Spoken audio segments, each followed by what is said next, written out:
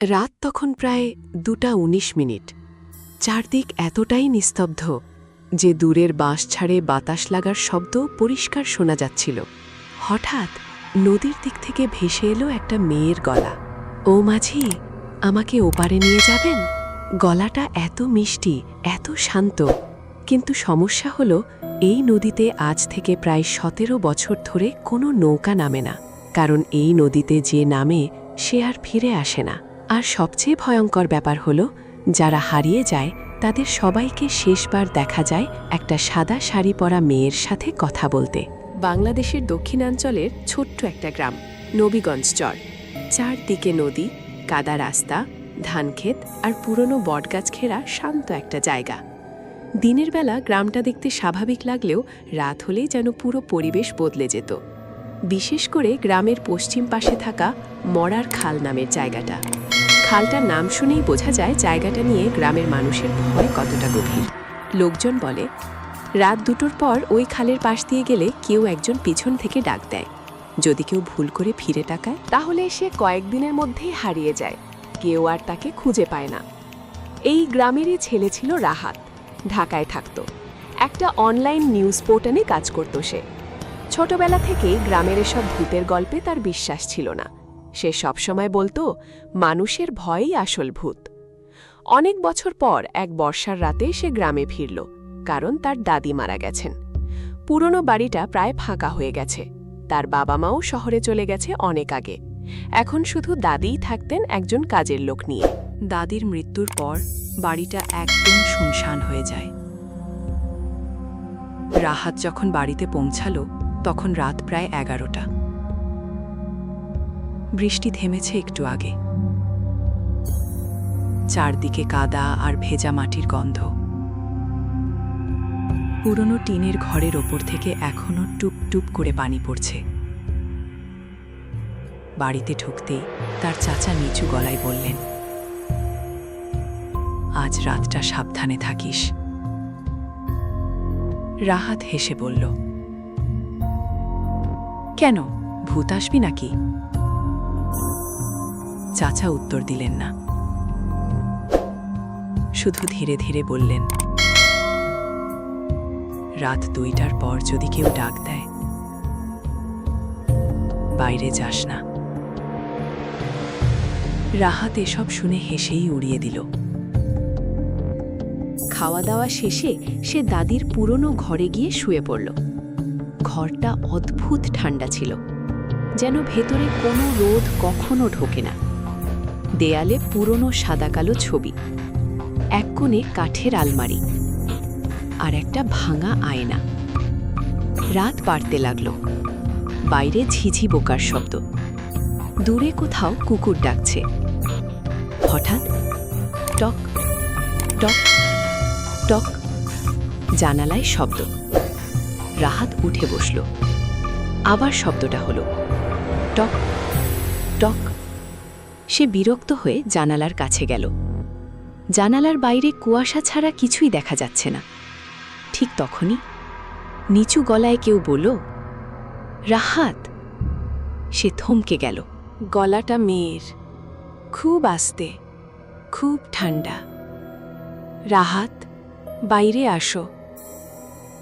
তার বুকের ভেতর হালকা কাঁপুনি শুরু হলো, কিন্তু নিজেকে সামলে নিয়ে বলল, কে?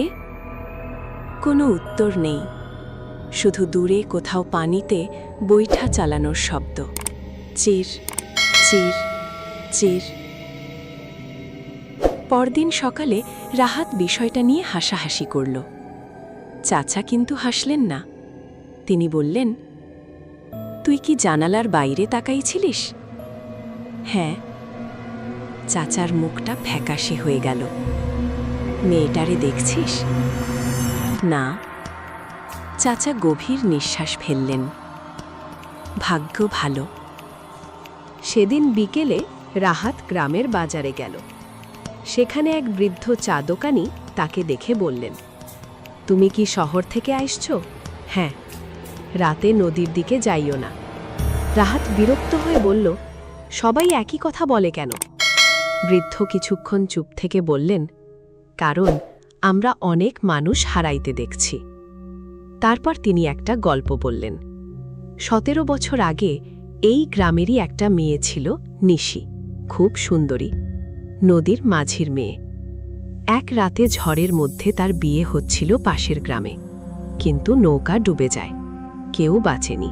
তারপর থেকেই মাঝরাতে নদীর দিক থেকে মেয়েলি ডাক শোনা যায়। যারা সেই ডাক অনুসরণ করে তারা আর ফিরে আসে না। রাহাত এসব কুসংস্কার ভেবেই উড়িয়ে দিল, কিন্তু সেদিন রাতেই ঘটনা বদলে গেল। রাত 2:33। হঠাৎ তার ঘুম ভাঙল, কারণ কেউ যেন ঘরের ভেতর হাঁটছে। টুপ টুপ, ভেজা পায়ের শব্দ। রাহাত উঠে বসতেই শব্দটা থেমে গেল। ঘরের ভেতর কেউ নেই, কিন্তু মেঝেতে কাদামাখা পায়ের ছাপ। সোজা গিয়ে থেমেছে ঢামা আয়নার সামনে। তার বুকের ভেতর ধকধক শুরু হলো। ঠিক তখনই আয়নাটার ভেতরে কিছু নড়ল। সে তাকিয়ে রইল। ধীরে ধীরে আয়নার ভেতরে একটা মেয়ের মুখ দেখা গেল। সাদা শাড়ি, ভেজা চুল, ফ্যাকাশে চোখ। মেয়েটা হাসছে আর খুব আস্তে বলল, ওপারে চল। হঠাৎ আয়নাটা নিজে থেকেই ফেটে গেল। ঝনঝন শব্দে কাঁচ মেঝেতে পড়ে ছড়িয়ে গেল। রাহাত চিৎকার করে উঠল।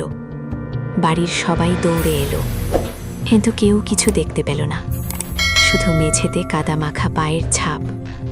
এরপর থেকেই রাহাত বদলে যেতে লাগল। সে রাতে ঘুমাতে পারত না। প্রতিদিন একই স্বপ্ন দেখত, কুয়াশা ঢাকা নদী, একটা নৌকা আর সাদা শাড়ির মেয়ে। মেয়েটা শুধু বলতো, আমি একা, আমাকে ওপারে নিয়ে চলো। একদিন গ্রামের এক বৃদ্ধ ইমাম তাকে আলাদা করে ডাকলেন। তারপর নিচু গলায় বললেন, তোমার দাদির একটা গোপন কথা আছে। রাহাত অবাক হল। কি কথা? বৃদ্ধ বললেন, 17 বছর আগে যে নৌকাটা ডুইবা গেছিল, সেই নৌকার মাঝিয়া ছিল তোমার দাদা। রাহাত স্তব্ধ। কিন্তু সবাই তো বলে ঝড়ে নৌকা ডুবেছিল। বৃদ্ধ ধীরে মাথা নাড়লেন। না, নৌকা ডোবেনি, তোমার দাদা নিজেই নৌকাটা ডুবাইছিল। রাহাতের শরীর ঠান্ডা হয়ে গেল। কেন? বৃদ্ধ কিছুক্ষণ চুপ থেকে বললেন, কারণ গ্রামের মানুষ বিশ্বাস করত নিশি অভিশপ্ত, যার সাথে বিয়ে হবে সে মরবে। তাই কয়েকজন মিলে তাকে মাইরা ফালানোর সিদ্ধান্ত নেয়। তোমার দাদাও আদের মধ্যে ছিল। রাহাত যেন নিজের কানকেই বিশ্বাস করতে পারছিল না। তার দাদি কি এসব জানতেন? তার পরিবার? তাহলে এত বছর সবাই চুপ ছিল কেন? সেই রাতেই আবার ডাক এলো। রাহাত। এবার গলাটা খুব কাছে, জানালার বাইরে দাঁড়িয়ে কেউ। সে সাহস করে বাইরে তাকালো। কুয়াশার মধ্যে একটা মেয়েকে দেখা যাচ্ছে, সাদা শাড়ি, ভেজা চুল। মেয়েটা ধীরে ধীরে নদীর দিকে হাঁটতে লাগল। অদ্ভুতভাবে রাহাতও তার পেছনে হাঁটা শুরু করল, যেন কেউ তাকে টানছে। চারদিকে কুয়াশা, দূরে শেয়ালের ডাক, বটগাছের ডাল বাতাসে নড়ছে। চির চির চির, নৌকার শব্দ। নদীর ঘাটে পৌঁছে সে দেখল একটা পুরনো নৌকা বাঁধা, আর নৌকার ভেতরে বসে আছে মেয়েটা। সে ধীরে বলল, আজকে সত্যি জানবা। রাহাত নৌকায় উঠল। নৌকা নিজে থেকেই চলতে শুরু করল। চারপাশে ঘন কুয়াশা, নদী যেন শেষই হচ্ছে না। হঠাৎ সে দেখতে পেল পানির উপর ভাসছে কিছু মানুষ, অনেকগুলো মুখ। ফ্যাকাশে চোখে তারা তাকিয়ে আছে। কেউ একজন ফিসফিস করে বলল, ফিরে যা। আরেকজন বলল, ও মিথ্যা বলে। রাহাত ভয় পেয়ে মেয়েটার দিকে তাকালো। তুমি কে? মেয়েটা ধীরে মুখ তুলল। তার চোখ দিয়ে কালো পানি পড়ছে।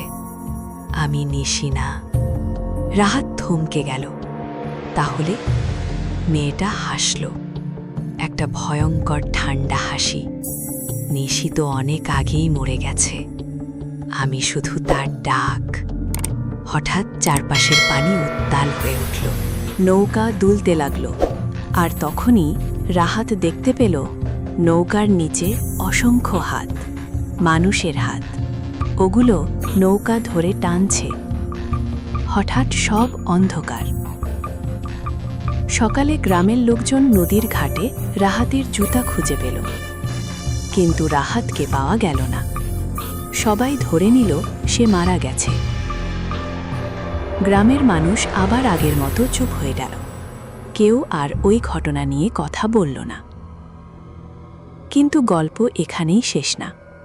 প্রায় 1 মাস পর এক মাঝরাতে গ্রামের নতুন এক কিশোর নদীর পাশ দিয়ে যাচ্ছিল। হঠাৎ সে শুনতে পেল, এই ভাই, আমাকে একটু ওপারে নিয়ে যাবেন? সে ঘুরে তাকালো। কুয়াশার মধ্যে একটা ছেলে দাঁড়িয়ে, ভেজা কাপড়, ফ্যাকাশে মুখ। ছেলেটা ধীরে হাসল, আর তখনই কিশোরটা বুঝতে পারল ওটা রাহাত। পরদিন সকাল থেকে সেই কিশোরটাও নিখোঁজ। আর আজও নবীগঞ্জ চরের মানুষ বলে, রাত 2টোর পর নদীর দিক থেকে যদি কেউ সাহায্য চায়, কখনো উত্তর দিও না, কারণ কখনো কখনো মৃত মানুষও একা থাকতে চায় না।